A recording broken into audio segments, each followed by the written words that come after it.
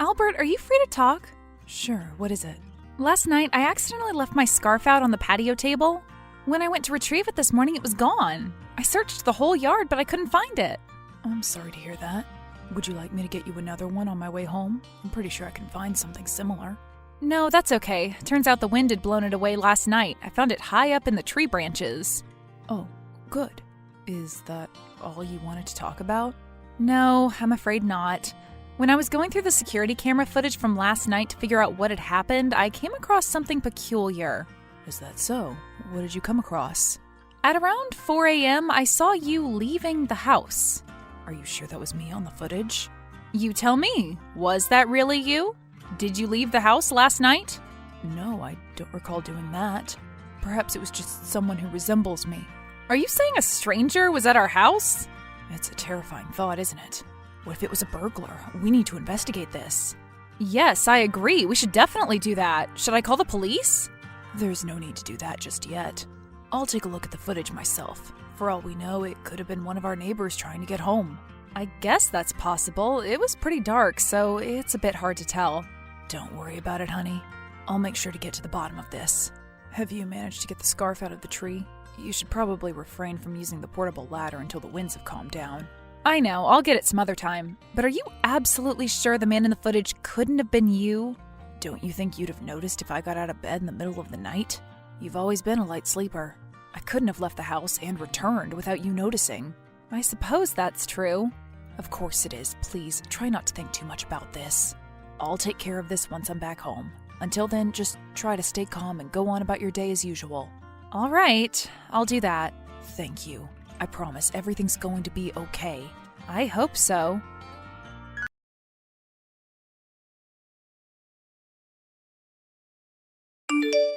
Good afternoon, Ronald. I hope you're doing well.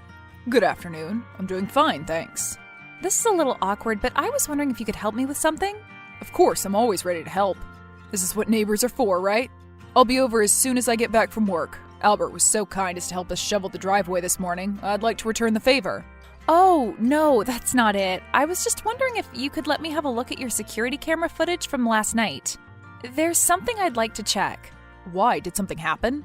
Well, to be honest, I'm not entirely sure myself. I just want to have a look at the footage between 4 a.m. and 8 a.m. Could you send it to me?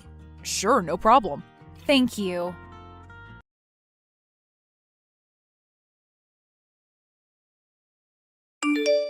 I don't know what's going on, but there's no footage. Sorry, what? What do you mean? It looks like the cameras went offline from 4 a.m. to 6 a.m. Really? That's odd. Does that kind of thing happen often? Not to my knowledge. It's true that we don't go through the footage every single day, but I've never noticed something like this happening before.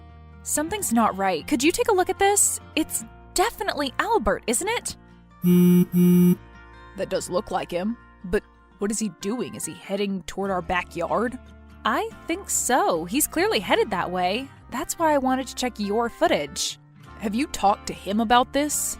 I have, but he denied everything. He claimed it was someone else entirely. I think he might have panicked and blurted out the first excuse that came to his mind. So you believe he could have something to do with our cameras being turned off? It's too big of a coincidence, don't you think so? I do. It does seem as though someone has deliberately shut them off. But wouldn't your husband have done the same to your cameras?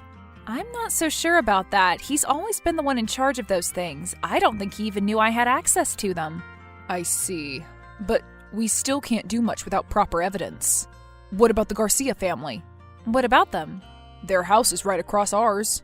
Perhaps their cameras have caught something suspicious. Shall we ask them for help? I don't know. I'm not very close to them. But I am. I'll contact them and request the footage. We can analyze it and see what really happened. Hopefully there won't be any issues on their part. That would be great. Thank you very much for your help. No problem.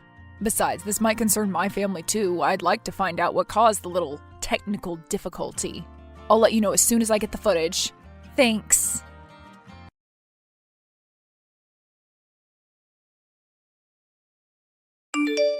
I don't know what to make of all this. Did you have a look at what they've sent? Am I hallucinating, or did he really enter our house? Well, unless it's some kind of strange shared hallucination, I'd say he actually did it. But how is that possible? All our doors and windows should have been locked. Your cameras should have also been online. Everything seems a bit too planned out. Did you hear any noise at all last night? No, not a thing. Do you have any leftovers from last night? Leftovers? Why? It's just a suspicion. I usually wake up at the slightest noise, but these last 2 weeks, there have been a few times when I slept through the night. I wouldn't find that too strange, but I always go back to sleep restlessly the next day. An old friend of mine works at a lab. I was going to get the leftovers from last night and ask him for help. Naturally, I'd also get tested. Are you saying someone could have tampered with our food or drinks? It's possible. I'm already on my way to the lab. I can send you the address and you could come over for testing. I don't know what to say. If someone did do it, they need to be reported to the police immediately. Of course, but we have to gather evidence first. I'll get back home right away. Or should I ask Amy to bring them over? I think it's best that you do it yourself when the house is empty. But Amy never really leaves the house. Well, then we should get her to leave. What if Miss Garcia needed her help? She'd leave then, right? I suppose, but what if she tells her about me inquiring about their cameras? Good point. Then we need to find another way. Our daughter works at a nearby movie theater. I could ask her to bring her a warm winter coat since the weather's getting worse. All right, that could work.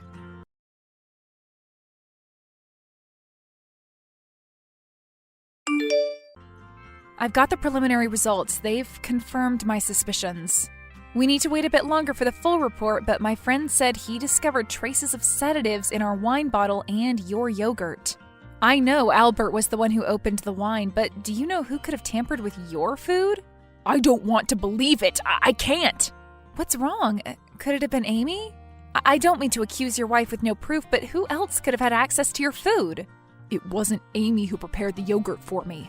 It was Melanie. Your daughter? Isn't she only 19? That can't be right. There must be a mistake. It has to be a misunderstanding. Is your friend sure about this? His lab regularly conducts this kind of testing. I trust his expertise. If you like, you could also have it tested elsewhere. But this makes no sense. Why would she do this?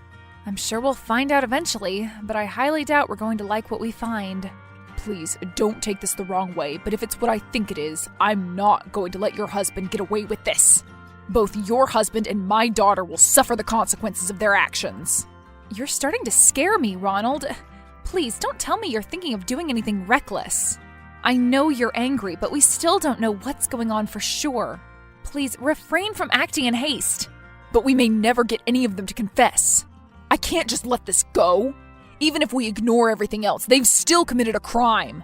Right now, we need to report this to the police and be prepared to cooperate with the investigation. We can't act carelessly. It'll only harm us in the long run. Don't you agree? Sure, I suppose. Great, thanks. Albert will be home in about 4 hours. I need to get my belongings out of the house before I confront him. It shouldn't take too long. Why don't you look for more clues in the meantime? As I said, I suspect it started around 2 weeks ago. Based on my sleeping patterns, I've had 3 dates I'd like to look into. I'll send you the footage. All right. If you think that'll help us understand what motivated them to do this. I'm not sure it will. Still, the more evidence we have, the higher the chance that either one of them confesses. Let's try to make this as definitive of a case as possible. Let's do that. We should probably refrain from bringing up the sedatives before we get an official toxicology report.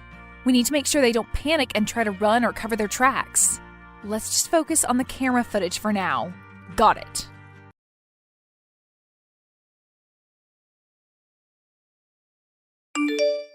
Honey, where are you? I got you a present. It's a new scarf, just like the one you wanted.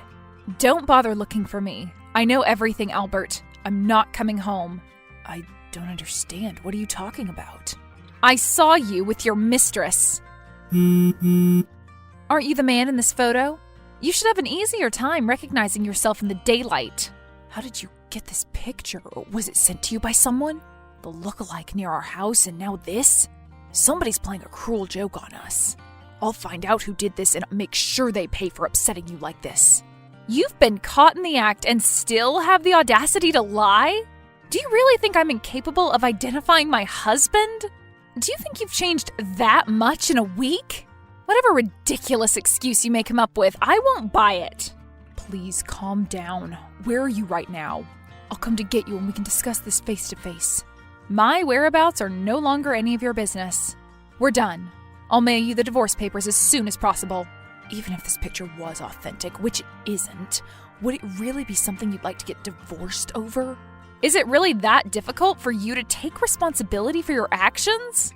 I refuse to continue this conversation until you're ready to stop feigning ignorance. I had no idea you were this childish.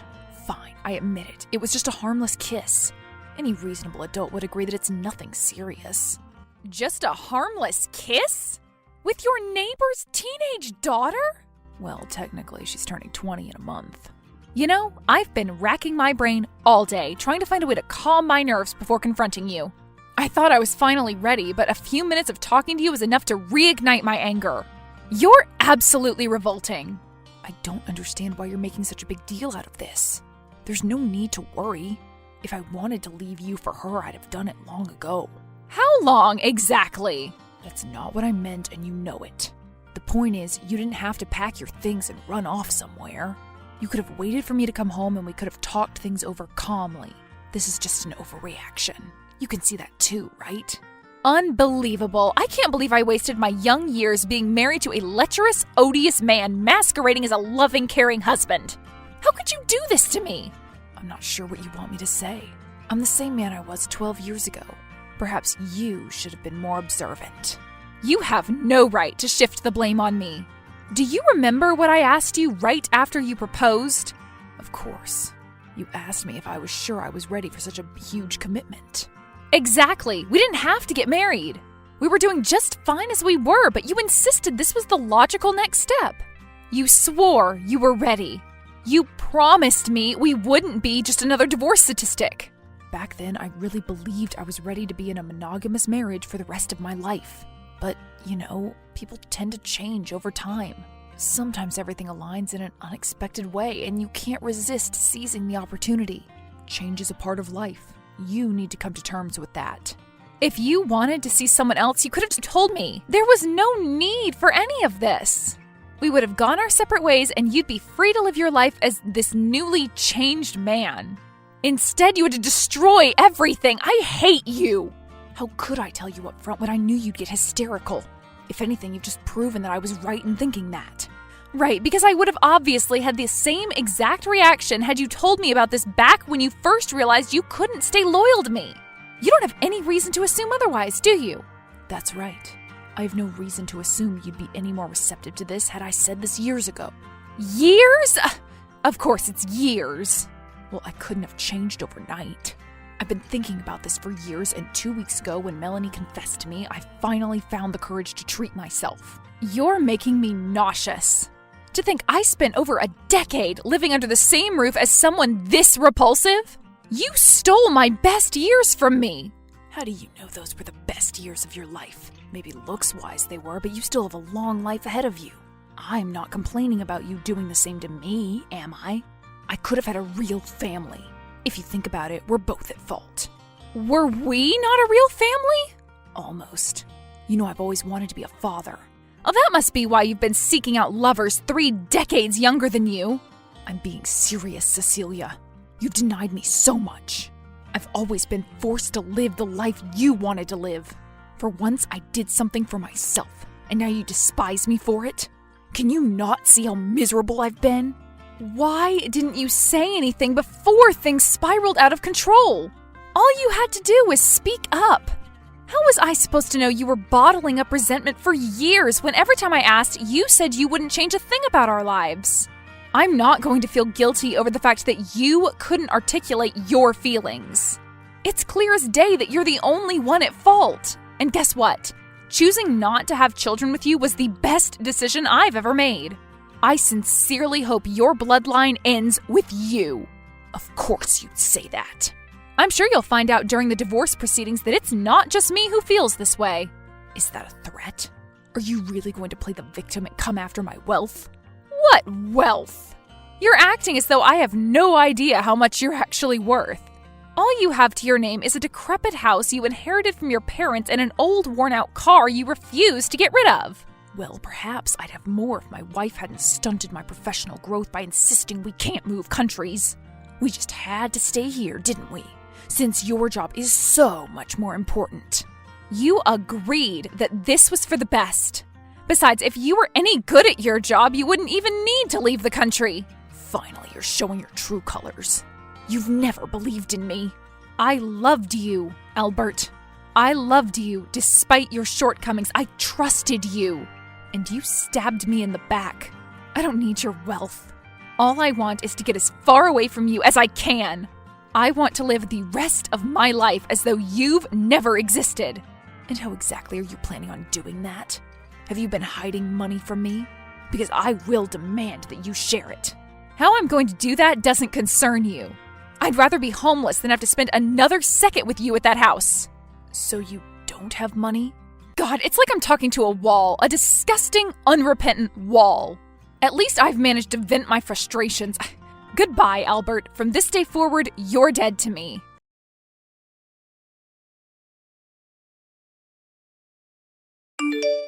While I was arguing with my husband, Ronald and Amy confronted Melanie. Trying to save her own skin, she confessed to everything and named Albert as the main instigator. Both she and Albert ended up being sentenced to 3 years in prison. Naturally, we got divorced. After the divorce was finalized, I moved back to Italy to live with my parents for some time. As soon as my mental health started getting better, I resumed working. I've made a conscious effort not to seek out information regarding my ex-husband. Still, an intriguing article did manage to reach me. Apparently, a year into Albert's prison sentence on New Year's Eve, a wayward firework ended up setting our old house on fire. Ronald said the fire was ruled an accident, but he considered it bad karma. I couldn't bring myself to question him further. I hope they can also find peace.